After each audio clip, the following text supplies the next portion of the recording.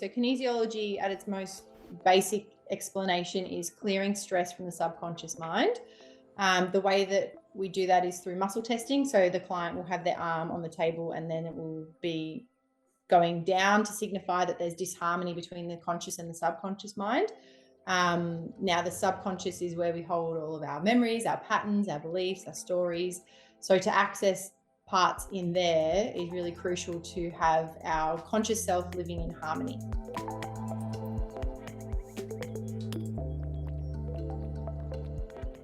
So, welcome, Ashley. Thank you so much for sitting down to have a chat with me today.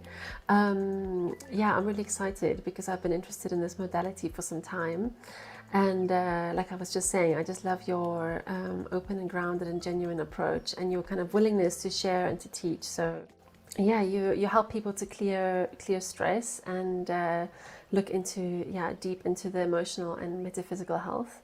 And yeah, Ashley is an Emotions and Metaphysical Kinesiology practitioner with a bachelor in psychology, certified in holistic counselling, meditation teaching, energetic development, NLP, so Neuro Linguistic Programming, Eriksonian hypnotherapy, as well as being a life coach. So that's a lot. Sounds like a lot when you put it all together, doesn't it? Yeah, no, but it is, it is. And so I wanted to just dive straight into it. What is metaphysical health for you? I think that people speak a bit about like holistic health. And so what is metaphysical health for you? So to me, metaphysical health is looking beyond the physical. The only way that I can really explain that is, let's just say, you stub your big toe, like you hit it on a coffee table. It's never just hitting your big toe. So that will have a deeper meaning behind it. So for instance, if it's your big toe in Chinese medicine, that relates to your spleen. So the metaphysical health will then kind of dive into, okay, well, what is that block that's happening at the moment? Are you worried and overthinking because that is the spleen? It could be so many other things, like let's say you burn your pinky finger. That could mean, have you been burnt in previous relationships? Are you feeling like you're, overdoing it, overburning, like you're burning out? There's so many different meanings behind it. It's just fascinating. So to me, it's, yes, we have the physical sign, symptom, injury, pain, disease, but behind that holds so much information. Yeah. Absolutely. And would you say that this is something that we could tap into ourselves, like our inner knowing? Or do you think that, because I know that there's books like Louise Hay and those kinds of things that people have been tapping into, what would you suggest for that? To go with something that people have already said, or to just go with, hey, what do I think my big toe is? It's interesting you say a big toe, because I also had a thing with that. Oh, really? You're probably just picking up on my stuff. So yes, I mean, partly, okay, it's a good question. I would probably talk about, yes, you can have the books, you can have the knowledge behind it, but it's not all going to resonate. It's not all going to land. And I find that sometimes if we have, if we're, bloated all the time, that generally means that we need to set some energetic boundaries, and because it's our body's way of literally pushing itself out. So to create that barrier of protection. But within those books, it's a deeper meaning of, that could be something within childhood. It could be, not wanting to be around an authority figure because you get angry. There's so many different meanings that go in the book. And I find that if you go to the book and you're like, oh, well, I only thought it was this, but now it's saying all of this, then you take that on. So I love your question, how it's like, is that inner knowing? And it's about, okay, well, what was my week like? What's my month been like? Like if I, for example, I can speak on that in a personal aspect, where there was 1 month of my life where I got, my phone broke. Like it just stopped working. Then when it started working, it got hacked. And then when I fell down some stairs, and then I fell through event in my home. So my right leg went. So if I went to the books, it would tell me all these different things, but intuitively I knew, okay, something is preventing me from moving forward. Where am I stopping myself from moving forward? So metaphysically, yes, we absolutely have that inner knowing. But I guess having that knowledge behind us of, okay, well, the left side of my body means this and the right side of my body means that. So having that knowledge to then go, oh, okay, well, this is what I'm picking up on in my inner reality, my internal world, and that's how it's presenting in my external reality. It's really fascinating once you, yeah, go beyond. Yeah, that makes total sense. It's almost like you kind of get a little bit of the theory, and then you kind of feel into it yourself what it means for you in the moment. Yeah. Yeah. Yeah. I'm Um, inclined to kind of ask you, with your big toe, when did that happen? What did you feel? Yeah, it was something that was actually for the past couple of years, there was something always sort of some sort of issue there. And then I recently had a healing, and then the woman was working on my spleen. And just before that, like just the night before, I had quite a bit of pain in my big toe.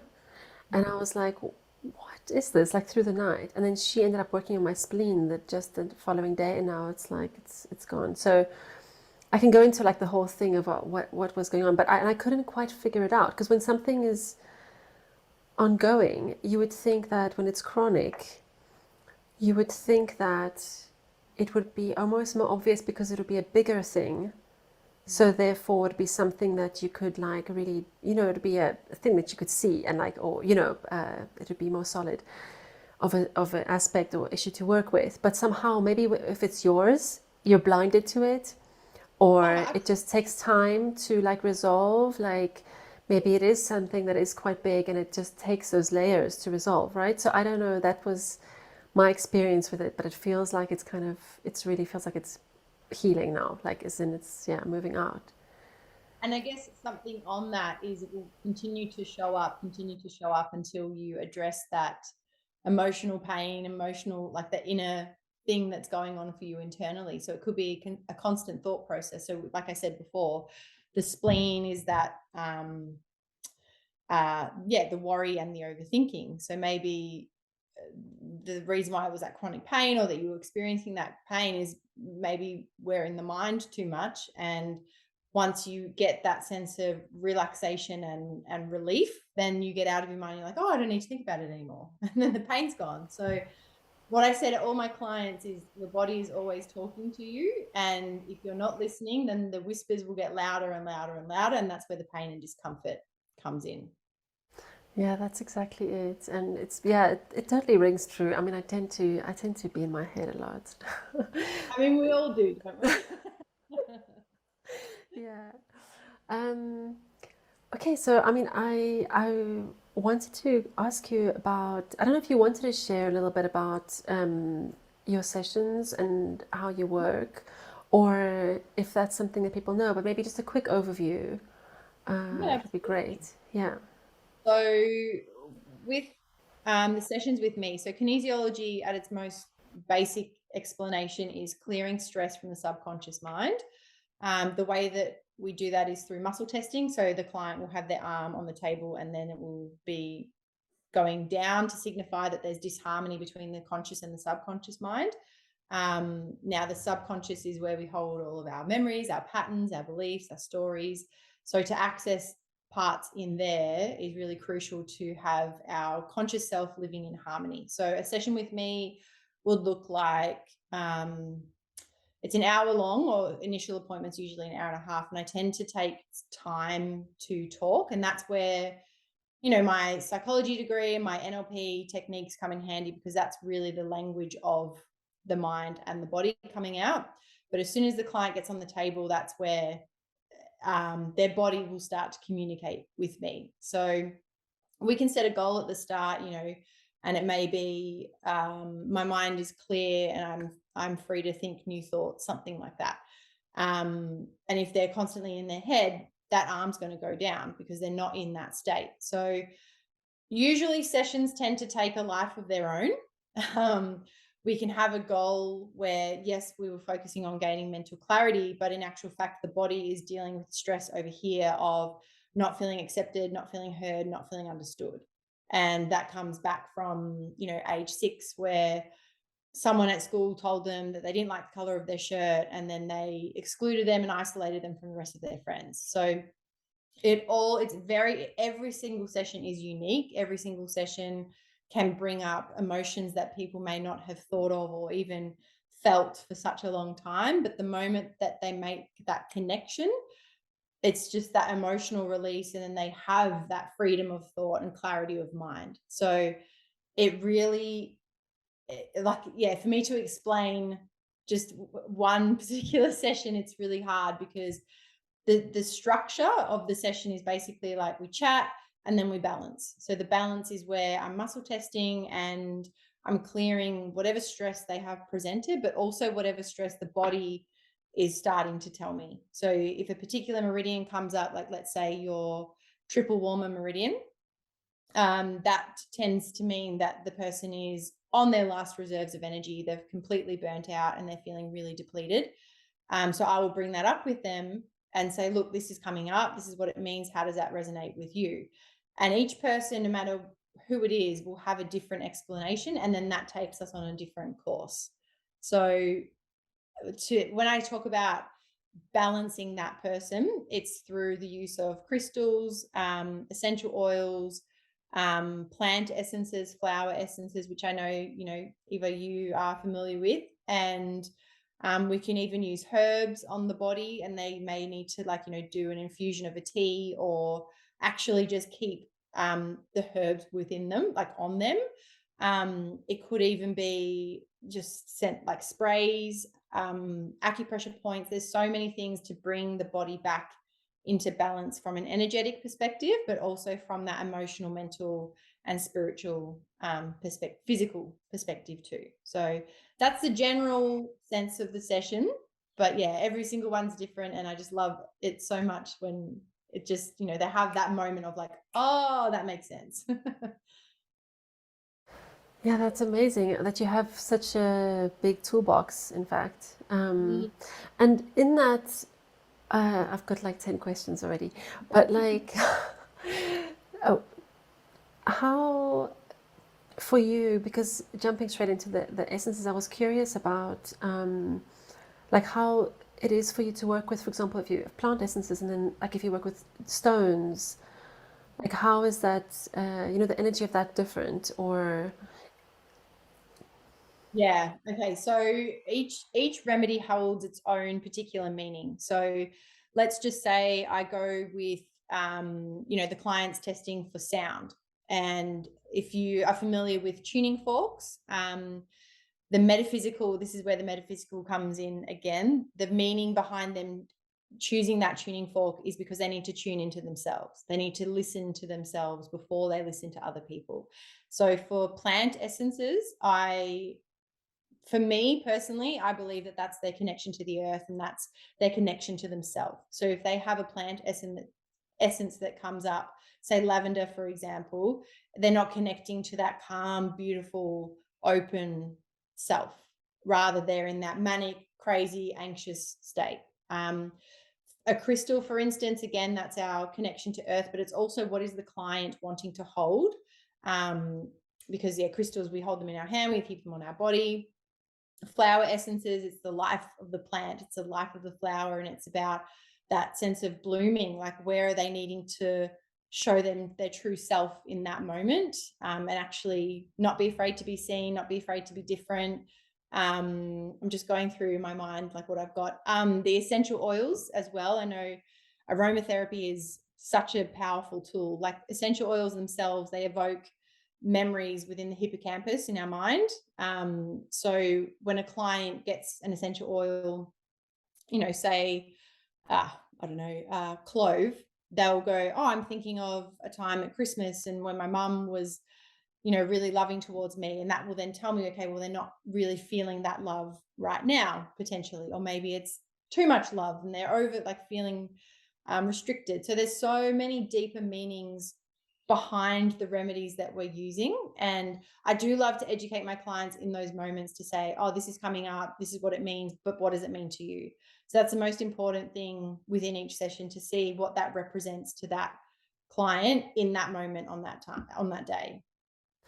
And do they choose it? Because you say they choose it, so how do they kind of select them? So your muscle will be talking to me the whole time. So like, again, if I bring it back to the example of, I have a clear mind and I am free to think new thoughts, I will then say, okay, well, firstly, where is that stress coming from? And let's say it's age 5. And then I'll ask the client, what does that mean to you? Da, da, da, da. We open that up a little bit. And then we ask the body, okay, what do you need to, firstly, where is it sitting within the body? And then maybe it's kidney, because kidney relates to anxiety, overthinking, fear, all of that. And then we check to see what emotion is being held within there. And sometimes if it's kidney, people will be like, oh my God, I had kidney stones, or oh my God, I had lower back pain. So it all connects. But from that moment, once we've kind of accessed what the emotion is, I am internally, I'm not speaking it out. Well, sometimes I speak it out loud, but I'll be looking and scanning through my room, pointing at certain things, and I'll be holding the muscle until it gives way.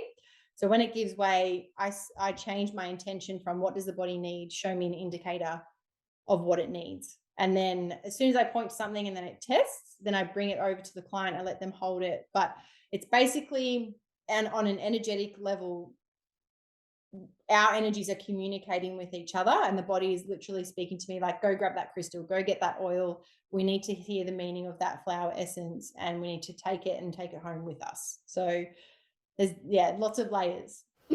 Okay, so I understand you're basically checking and asking all the time. So it's kind of like a conversation the whole time. Correct. And I was wondering, do you think, or maybe you taught this, whether the memories and maybe emotional blocks or all of that, is it stored in the body itself, like in the muscles, or is it the subtle body, or is it like maybe a mix of both? Personally, I believe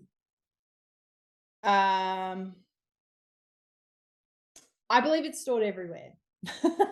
So when we look at the body in itself, we have the mind, and that holds the thoughts. We have the body that holds the emotions, and the subtle body holds the energy of that, both of those. So if we experience a traumatic event, we may have dissociated from it from our mind, but our body will remember what that feels like. So let's say that the first example that's coming to my mind is you had an abusive partner who would raise their voice at you, and it felt really unsafe. So your body would go into panic and stress. But what you've done in your mind is like, no, I deserve a loving partner. But let's say that you're in the car with a new partner and they have road rage and they get really angry at someone who it's not even directed at you, but you go into that panic mode. So the body, the mind, the energetic body, your energetic body is picking up on the senses before it's happened.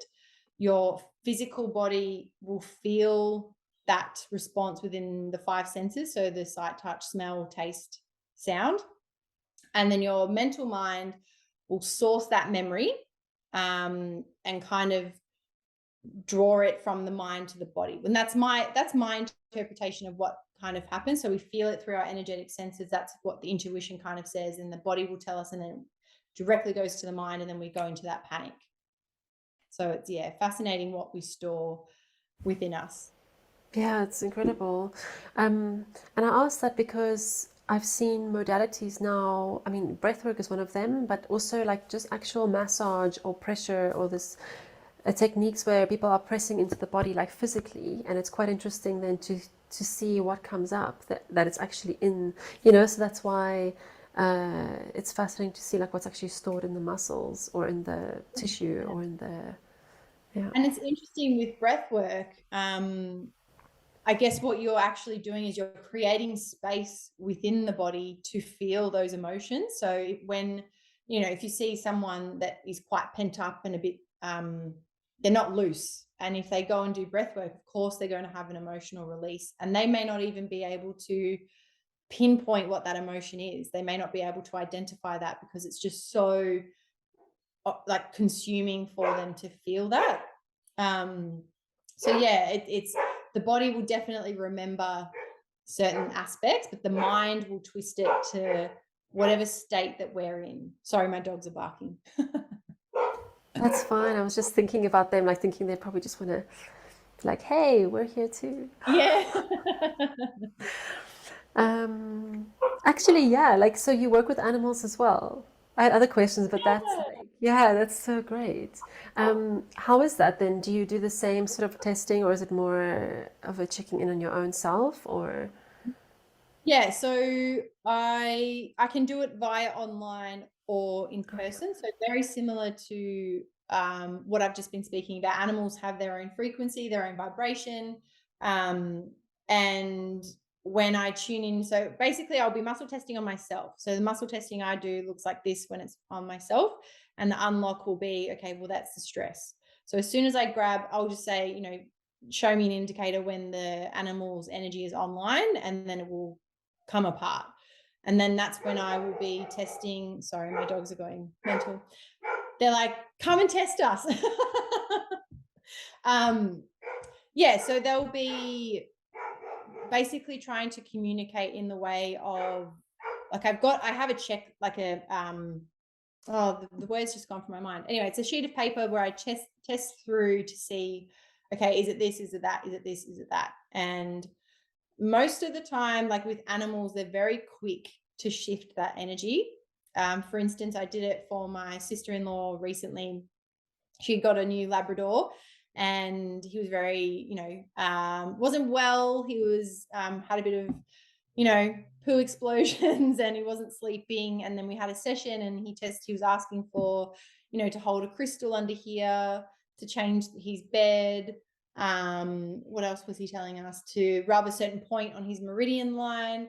And then ever since then, she said he's had no poo explosions. He's been sleeping really well. He hasn't even been crying, and he's been taking himself to bed. So to have such a shift, yeah, really, really quickly, just shows that when you're working with energy and you have the right intentions and you're actually listening to that subtle vibration, the shifts that can occur are phenomenal, like beyond.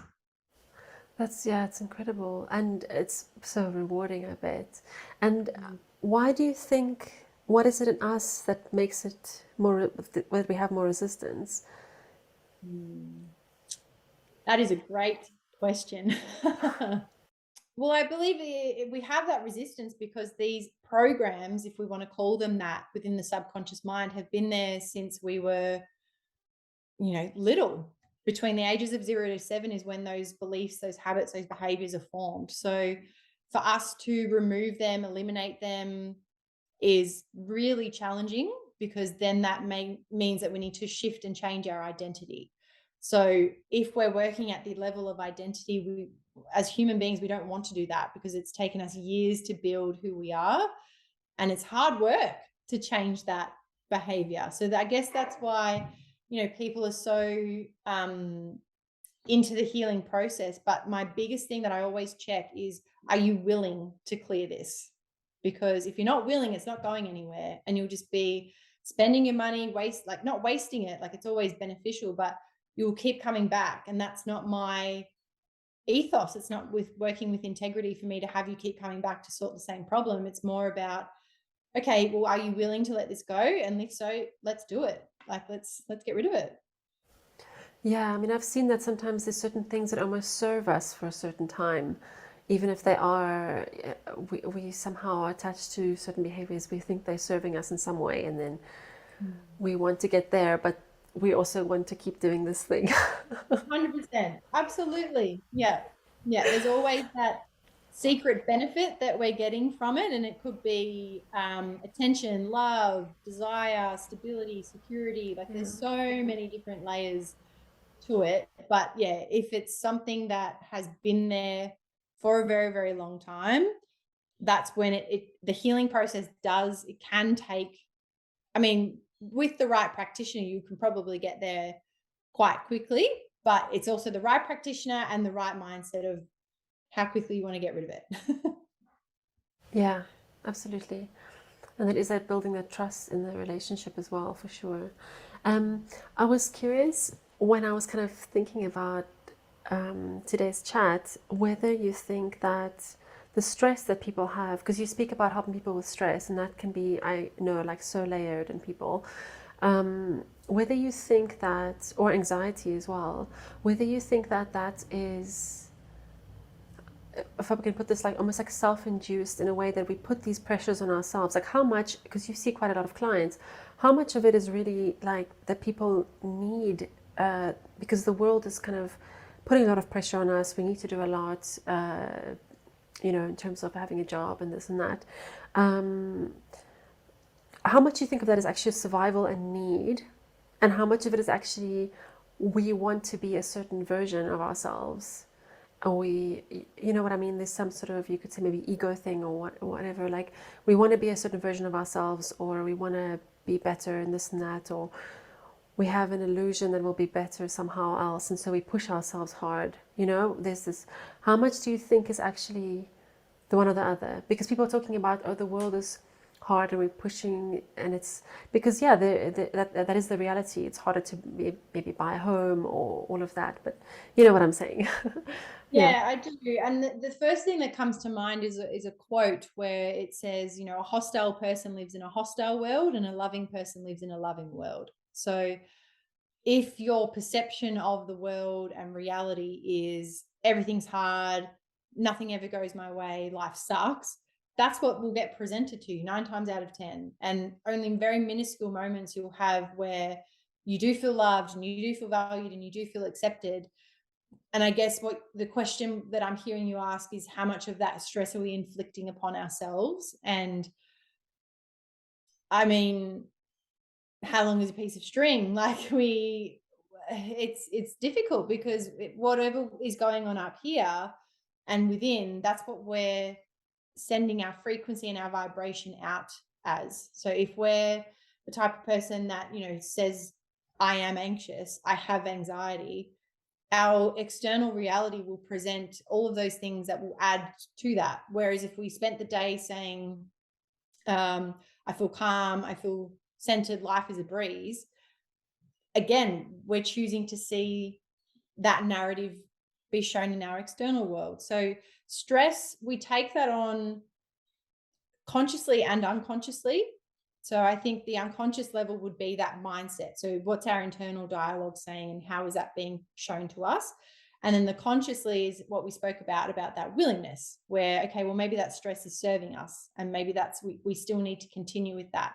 And yeah, like it could be that, we work hard and that gives us stress, but it also gives us purpose and meaning. So it's a real balancing act, but I really think, it's probably the 50-50. We're doing it consciously, but we're also doing it unconsciously.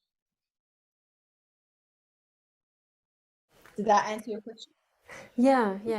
I mean, I think it's maybe a hard one to answer, really, but I was just curious whether, in seeing and working with people and with clients, I sometimes would wonder how much of it, like you said, was self-induced in some way or another. But like you say, it's always about how we kind of maybe perceive things, or we can always shift our perspective. So, and that can create so much ease or help a lot. Yeah. And believe me, there's been multiple times where I've had clients come in and they say, I want to clear this stress, I want to move on from this. And then the next time they come in and it's exactly the same. And that's no judgment on my end. It just tells me that, okay, well, it's serving them to some degree and they're not willing to let it go, or and this is not, again, it's not judging, but in some twisted way, they're enjoying it. They're enjoying that stress and they're taking it on to be like, okay, well, this means I just keep coming back to the example of I'm a hard worker, or I got to this point because I work hard, something like that. And that's the stress. So it's that hustle, busy kind of culture. Yeah, absolutely. Yeah, I can resonate with that too. I was wondering actually, because now you're speaking about the conscious and the subconscious, and when you're working, you spoke about that you're working in the subconscious mind. Is that right? You're kind of connecting to the subconscious mind. How do you know when you are connecting with the subconscious mind? So the body will tell me. It's all the work is mostly with intention. So if I'm going there and I want to speak to the more, energetic layers of the auras, the transpersonal chakras, the chakras, then my intention will be, okay, well, what's sticking in the layers outside of the human being? Like, do we need to know more about that? So then I'll ask, their team, their spirit guides to come forward, and actually guide me on where we need to go. We're still working. In saying that, though, we're still working in the subconscious because it's the unseen and we're not actually conscious of it. Sounds like a tongue twister, but yeah, I guess it's all to do with intention and just knowing that whenever I'm in their field, they've given me the permission to go into the deep dark layers. Yeah. And following on from that, then, I was wondering, um, how is it different to hypnosis? Or, when you're working, and also, actually, I was wondering, because you've been doing sort of NLP and all these other like energetic healing, you've done other trainings, but you seem to focus on the kinesiology. So why do you do that? It's two questions in one, but yeah. Yeah. What kind of like draws you to the kinesiology as a main as your main sort of practice? Yeah. So with the difference between the hypnosis is that's more guided. So the hypnosis, you're actually guiding the person to access that in a more in a different way. So I guess it's more happening at the very kind of theta brainwaves level where we're just in that state and we can move to whatever we need to move to. Whereas in kinesiology, the person's conscious and their eyes are open and they're grabbing whatever information is coming to the forefront of their mind, and then we're taking that and moving it on. The reason why I specifically focus on kinesiology, so I kind of look at it as my umbrella, and then underneath is where I have the holistic counselling, the NLP, the psychology, the meditation, the breathing, energy work, because I feel that once they're on the table, they will guide me of whatever toolkit I need to use in that moment. So the kinesiology for me is just like the torch to be like, yep, let's shine the light here, let's shine the light there. And then anything that I can grab from those toolkits. So the NLP is more about what language are they using, what's that program that's being stored within their mind? Can we then clear it through hypnotic language?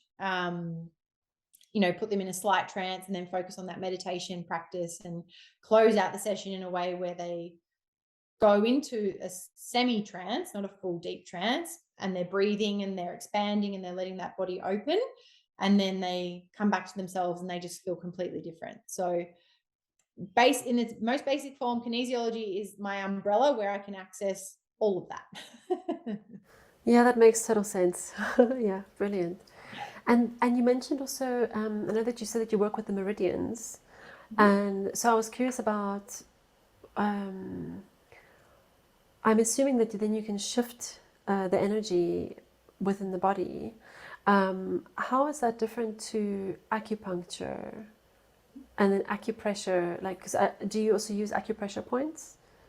Yeah, so what I learned in my modality, so the emotions and metaphysical modality, was the acupressure points. So from my understanding, acupuncture is different because they're able to access multiple points at one time, and actually get those meridian lines to then work in harmony together. The way that we do it is we can absolutely check if more than one is out, and I'm doing this because there's alarm points on the body to kind of signify, like, here is your lungs, this is your pericardium, this is your heart. So if I was to say, okay, the lung meridian is in disharmony, it's out of balance, if the body then asks, okay, we want you to stroke that meridian line, flush that meridian line, or even just hold a point on that meridian line, then I would go and just do that. But by excuse me, by doing that, the meridian line is testing up. So for lungs, for example, that could mean that the client's holding repressed emotions, or they're struggling to change or branch out, or they're experiencing intense grief at that time. So it's not to say that by just holding a point that's going to release it, but what it's going to do is it's going to open that channel up to then move that emotion through more freely. So the meridian lines are like energy channels within the body, and if they're not flowing, then the river's blocked. There's rocks and sticks and all other junk there that we need to then clear. So if we're holding that point, whether it be with, you know, an essential oil underneath that, or if we've got, you can even go, you know, more spiritual and actually get like plants and use shells or any form of nature to kind of hold it on that point. Go ahead and do that, because all we're guided by as a kinesiologist is to be told by the body what that needs in that moment. So by holding that point on that channel, it's releasing the stagnation, and then it's going to communicate better with the other meridian lines, and then the organs are going to work in harmony, the tissues, the muscles, the bones, all of that. So it's all intertwined. Yeah, beautiful. And how often do you feel like it's important to clear that? Like seeing people and patients and just the way that we kind of work and function these days, how much do they actually get blocked? I know it's a very broad question, but just out No, of I curiosity. understand what you're saying. Yeah, and I would be, this is where it gets a bit tricky, because I think we should be at that point where it's just maintenance, right? So when we're coming to a practitioner with a stress, we're in that heightened stress and we're only dealing with that stress. So we have the surface layer of stress. When clients are coming to me just for maintenance and they're like, I don't have anything to worry about in my life at the moment, everything's pretty good, we get to the depths of what's actually the emotion that's holding them back. What is that block, that limiting belief, potentially that sabotage program that's being stored within there?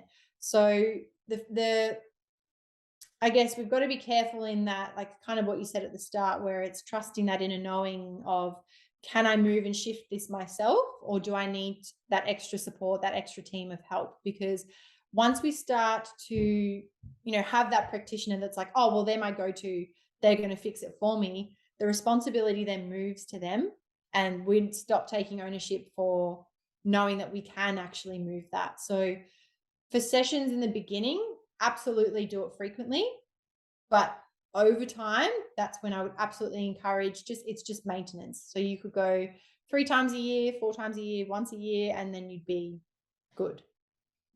Yeah, brilliant. I love talking to you because I feel like you're picking up on my questions that are somewhere on my paper, because then you just like yeah, because actually I was going to ask you, that's such an interesting thing for me. Sometimes there's a lot of focus on going within and feeling for yourself, but at the same time also reaching out for help, you know, asking for help. So when do you think it is a good, like, how do you know that it's the right time to actually go and ask for help? So I would probably say when you've exhausted all of your own tools, your own knowledge and your own techniques, and you're still finding yourself in that state of stress, in that state of disharmony and unbalance. So yeah, it's, I guess that's probably, the answer. It's just understanding, okay, have I done everything that I possibly can? And have I taken ownership and responsibility for this emotion, for this feeling? Have I identified, you know, where that could possibly be coming from? And then having that, you know, radical responsibility for yourself, that deep self-inquiry. And if you still need that person external to offer that objective viewpoint, absolutely go ahead. But if you're feeling that stress and going, oh, I've got to book in with my therapist, or I've got to book in with my kinesiologist, my Reiki practitioner, my herbalist, that's you not really focusing on the power that your body holds, and knowing that, yeah, I can absolutely deal with this to a point, and I may need that person just to get me over that edge that little bit further. Yeah, totally. To that point then, I was wondering about how much can we do on our own when it comes to, you know, our own sort of testing. Just having played around with these things a bit myself, I've noticed how it really depends for me at what state I'm in. You know, when you have something that's coming up that you feel is a bit of like a aspect that you need to work with. I feel like sometimes there can be emotions that come up, and this can kind of throw us off, and our intuition kind of is not as, on point. So, and then working with things like, maybe your own muscle testing or pendulums and things. I was wondering what would be your sort of tips for self, check-ins and using, Yeah. what can people do on their own? Yep. So many things. If you do know muscle testing, it's, there's so many different ways you can do it like this. Some people do the finger where the finger will give way. Other ways it's like this, so that the fingers will open and close. You could even just do that, the muscle will give way. So muscle testing is such a powerful tool to learn. And it's even going further if you are in an emotional state, a stressed state. Um, it's kind of having that time of reflection and looking back on the day, on the week, and saying, okay, well, when did I start to feel that emotion? What was going on? And it could be I had a fight with my friend, my partner, my family member, and then I started to eat, really poorly, and that's caused this discomfort in my body. So maybe it's eliminating that from your diet first, and then asking the body, okay, what does it need? And then maybe infusing that with the muscle testing of like, okay, does it need an apple, an avocado, a berry? And then just checking to see, clearly my body wants an avocado right now. um, so yeah, I mean, there's so many things that you can do. You can set up a little, toolkit for yourself of essential oils that you love, plants that you love, um, essential oil rollers, even just getting a chart of some acupressure points that are good for whatever emotion it is that is arising within you frequently. So if it's anger, focusing on that liver meridian to see maybe it's a point in my foot that I need to hold. Um, but yeah, I mean, I guess in answer to your question, it's just having the awareness and the courage to ask yourself the question and say, well, what's really going on? What do I actually need in this moment? Yeah, that's a really good point. And how can people tell if, or do you have any tips for how people can tell if they're off center? Because sometimes I find that if we're off center, we tend to kind of be drawn to the things that keep perpetuating that cycle. Absolutely. Yeah. And I guess that's the first key, isn't it? To see, okay, why am I in this cycle again? Am I working from those patterns and those old behaviors? That's probably your first go-to. And I'm assuming that, people listening to this will have that self-awareness. And maybe if you don't, starting to build on that practice either through journaling or meditation or breath work or whatever it is, and just focusing on what's the constant emotion that keeps coming up for me. Okay, I keep being angry. I keep being angry. But underneath that level of anger, there's always an emotion. So anger is known to be that secondary emotion. And we want to kind of uncover that. So my biggest takeaway would be, don't be scared to have that self-inquiry. Like, you can do it on your own. Your body will always tell you like what it needs. But even in that moment, if you're the type of person that I don't understand my emotions, I can't point them out, just feel into the body, saying, okay, well, where am I feeling tense? Where am I feeling tight? And then holding that point and releasing it, or even just getting a massage or seeing if that helps to shift. But there's so many things that you could do, but it all just stems from that being brave enough to actually step into that hard part and open it up with that safety and connection to yourself. Um, Beautiful. And do you feel that the body will always know the right thing? I think this is what I mean. Like, so sometimes, say for example, something simple like with food, and maybe you'll be drawn to eating, I don't know, more salty things, for example. Will it always know this is the right thing? Do you know what I mean? Even if it's Yeah. off balance, and could you actually like say what are the techniques? So I know that there's one about leaning forward and backwards, and then actually, is it that if it's closed tight, that's when it's a yes, or is it, yeah, if you So can yeah, this describe is that. where this is where you setting the intention is so important. So for me, if I were to sway forward, that to me means a yes, and to sway back, it means a no, because that's like a repellent. I don't want that. Whereas when you're doing this, sometimes it can feel like you're manipulating it.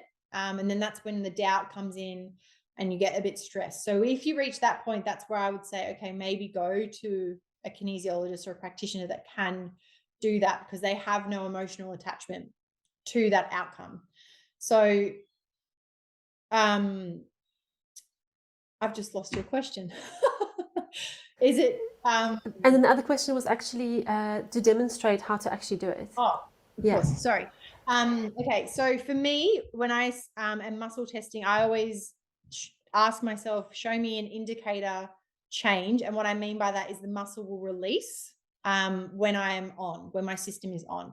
So I'll say that, show me an indicator for when I'm on, and then bang, it goes off. And what I'll say is, show me a yes, show me a no. For these purposes, maybe it's, should I have another sip of water?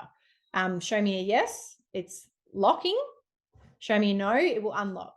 So if I say, should I have another sip of water? No, not right now. But it depends on your intention. You could say, tell me if this is stressful for my body by showing me an unlock, and then your thing will come unlocked. If it's not stressful, show me a lock, and then it will lock. So you could literally say anything, like, show me, all I'm trying to say is it's based around your intention. So don't get confused with, oh, was that a yes? Was that a no? It's about setting it up at the start, and it depends on your question as well. I always like to say, is this a stress or is this not a stress? Hope that helps. Yeah, absolutely. So it's like you creating your own sort of language with yourself. Yeah. And I was wondering whether you feel like other energies, presences, if it's somebody else near you, if that can be an influence? 100%. So with the kinesiology that I do, we actually have, we check if you have an attachment, an entity, or a negative energy field, or if you're actually holding onto someone else's energy. Now, this is more within session that we can clear that. It's not, I wouldn't recommend clearing it for yourself. You almost need that external person to come in and really heavy duty that energy out. When you speak about, muscle testing, and are we taking on, say, if you live with your partner or your best friend or your mum, the lines tend to get crossed. So again, it's about setting the intention before you begin to muscle test. Show me and my own energy. Do not let me be influenced by anything external. Because I like to explain, as human beings, we have our energetic field. And I feel like sometimes it's like a cobweb, and things and junk and stuff gets thrown into it of other people's opinions, beliefs, and then that gets stored as our own, and we start to feel that unbalance and wishy-washy. And it's only then when we start to be like, okay, show me and my energy, and clear whatever is not mine. So get rid of whatever's not mine.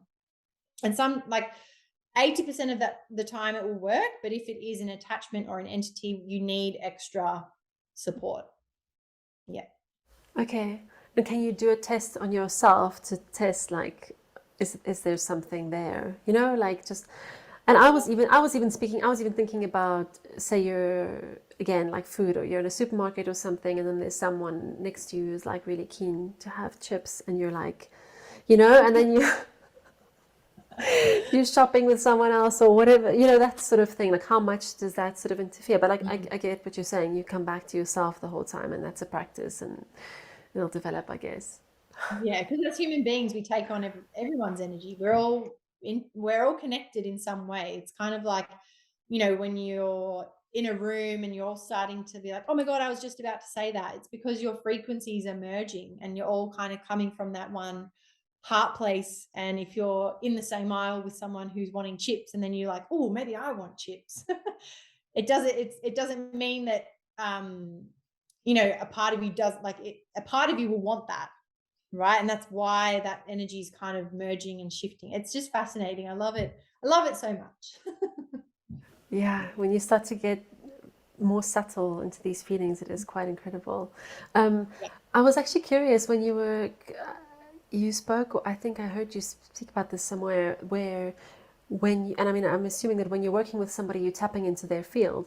So when you do that, just out of curiosity, does it feel different? Does it feel like you're inside someone else's house, or just outside their house, or, you know? Love that question. I love that. It's a strange one because I set up pretty strong boundaries for me not to be in it with them. So I like your analogy of I'm probably outside the house. I can see through all the windows and I can see what's going on, but I'm choosing not to come in. I'm choosing to just be like, I'm just dropping the mail off and then I'm going. So yeah, it's definitely needing that energetic boundary, but not being in with it with them. The thing that I will mention though is when I feel something land, I will get that push. It's almost like someone's behind me saying, yep, say that, do that. And that's generally their team, like their spirit team, their angels, whoever, whatever you want to call it, that's guiding that action to be taking place. And nine times out of 10, there will be an emotional response with that. So that's when we know that we've actually really, really hit something that is ready to be, the house will blow up. Okay. I love that dropping off the mail. And I was wondering if there's anything you can suggest for people who are struggling to come into their body, or are struggling to, I almost felt that it's something that people speak about. It's like your own inner process and your own inner journey to discover how that feels for you, what's blocking in it. I've just felt it's a process for everybody in some way. Yeah. So maybe it's a hard one just to answer just like that. But I was wondering if there's first tips that you give people. Yeah. So for them to come back into the body, I guess the reason why they're feeling disconnected from the body is because they're living from here up. So they're in the mind. So anything, somatic practices are absolutely perfect for this. You could hold like one hand under here, another across the arm, and just remember that your body is your container. So by doing that, you're actually providing that safety, you're connecting, and you could do that for 5 to 10 minutes and you'll feel so, so different. Other techniques and tools that you can do is shaking, even just naming sorry, my dogs, just naming the emotion. So I find that a lot of the time people, they come to me and they're like, I'm feeling so low, I'm feeling all sorts of things. Sorry, they're so excited. My partner just got home. They are in a state of stress, so emotionally they won't be able to identify that. So the first thing that I say is, okay, well, pinpoint where you're feeling that within your body. Can you put a color? Can you put a word? Doesn't necessarily have to be an emotion. It could just be red. And then what does red mean to you? Okay, red means power or anger or love or lust. And then going with that. So actually mobilizing that emotion is so, so, so important, because if we just name it, then it's just kind of in the ether. It's just there. But if we mobilize it, then we're moving it on, we're moving it out. And this could be mobilizing it through tapping on your meridian lines, holding yourself, shaking, pushing against a wall. Anything to do with that is going to help free and release those emotions and come back into your body from that open and centered space. Yeah, beautiful. Thank you. Yeah, your dogs are super keen. That's so sweet. My partner just got home, so they're very, very excited. I also was wondering about, I suppose it's a similar question leading on from that. If someone feels they are misaligned or not aligned, is there, again, like any kind of quick tips that you can suggest? Yeah, I guess if you're misaligned, then you're doing actions and things that are not part of your highest values. So my first and most, effective tool and technique is to get really clear on what you value, get clear on if you're actually acting within those values. So let's just say you really value time with your family, but you're living in a different country to them. So you're going to feel misaligned because you're not actually living in accordance to your highest value. But it's not about, okay, well, that just means like, how am I going to fix that? It's about finding that solution for yourself. So if family's the highest value, can you create that family where you are and not coming back into that victim mentality of like, oh, well, I'm not doing that, so I can't fix it. That's making me be out of alignment. It's actually being like, okay, well, how can I get back in to alignment? To every problem, there's 3 solutions every single time. Oh, I love that. More than one as well. That's brilliant. Yeah, every time. And then I also know that you recently launched like a workshop around anxiety. Are you still doing that? Are you still offering that? Yeah, absolutely. So it's on my website. I just need to update it to say that you can purchase the recording. So that was live last week. It was a lot of love, a lot of dedication into that workshop. I poured my heart and soul into that. So a lot of the things that I've been speaking about here, about the somatic movement, the function of the brain, the nervous system, the meridian lines, I put into there. So if your listeners or whoever's watching wants to get in touch with that part of themselves and align to them, a lot of the time we're out of alignment again because we're disconnected from the body and we're living from the mind. So to me, that speaks of anxiety. So just by having that awareness and that understanding of anxiety and what it means for you, that workshop really uncovers how it operates within the system and how we can work through it and thrive in it rather than just let it control us. That's fantastic. And it seems like such a fitting, perfect thing that people can use right now. I know so many people that struggle with anxiety in some shape or form. And it's such an umbrella term, but I've noticed that it depends on for each person what that could be, related to. So that's wonderful. So it'll be a recording. Are you going to be hosting more like sort of live groups, or is this like or was it once off? So the anxiety workshop was the once off. Okay. I have been thinking of doing a self-healing program that hasn't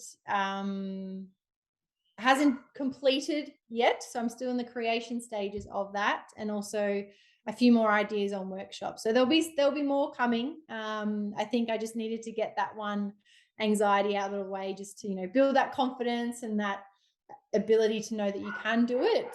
But yeah, it will definitely be coming soon. Wonderful. Yeah, and it's a perfect one to start with because it is such a one that's needed. Yeah.